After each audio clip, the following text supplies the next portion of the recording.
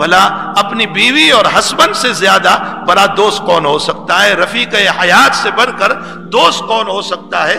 اس لیے حق تعالیٰ نے جو مقدر میں لکھا تھا کہ یہ اس کی بیوی بنے گی، یہ اس کا شوہر بنے گا، تو اس پر بھی اللہ کا شکر ادا کرنے کی ضرورت ہے کہ میری 20 سال کی عمر ہو گئی، میری 25 سال کی عمر ہو گئی، مجھے نہیں پتا تھا کہ یہ میری وائف بنے گی، یہ میرا شوہر بنے گا، اللہ نے فضل فرما کر مجھ کو ملا دیا، اس کا احسان ہوا، اس مالک کا احسان ہوا کہ اس نے ہم کو ملایا۔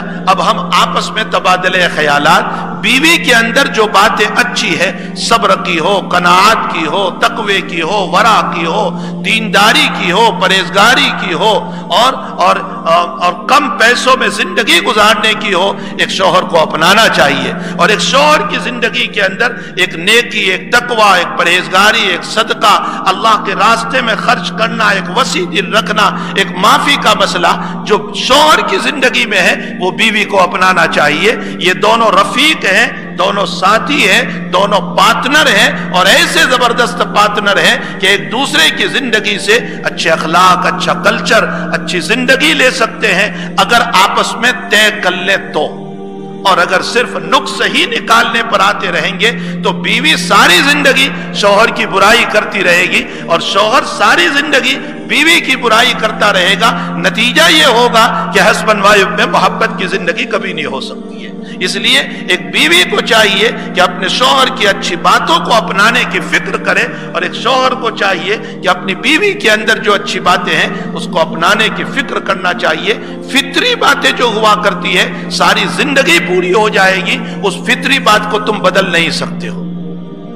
جو فطری طور پر، جو نیچرلی طور پر اللہ تعالیٰ نے صفت پیدا کر دی ہے، اس کو تو ہم بدل سکتے ہی نہیں۔ نبی کریم صلی اللہ علیہ وسلم کا ارشاد ہے کہ ساری زندگی ایک عورت کے اوپر احسان کرو، اور ایک مرتبہ اگر شوہر کی طرف سے ناراضگی کا مسئلہ ہو گیا تو بیوی فوراً یوں کہہ دیتی ہے کہ میں نے تیری طرف سے کبھی خوشی نہیں دیکھی، میں نے تیری طرف سے کبھی سکون نہیں دیکھا۔ یہ اس کی فطری بات ہے، یہ اس کی نیچرلی بات ہے، یہ اس کی طبیعت بنی ہوئی ہے۔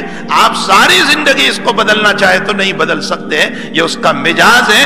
مزاج کے اوپر نہ جاؤ، اگر مزاج پر جائیں گے تو زندگی محبت کے بجائے کڑوی بنتی چلی جائے گی، اور گھر جنت کے بجائے جہنم بنتا چلا جائے گا۔ اور اگر میں اور آپ اچھے اخلاق پر، اچھے کیریکٹر پر، اچھی زندگی پر اگر ہم چلے گئے تو اس شکل میں انشاءاللہ تعالی دونوں پارٹنر ایک دوسرے کے لیے ایک اچھی تعلیم دینے کا ذریعہ بنیں گے۔ حق تعالی جل شانہ ہمیں اپنی زندگی کی تمام باتوں کو سنت رسول صلی اللہ تعالی علیہ وسلم کے مطابق گزارنے کی توفیق عطا فرمائے۔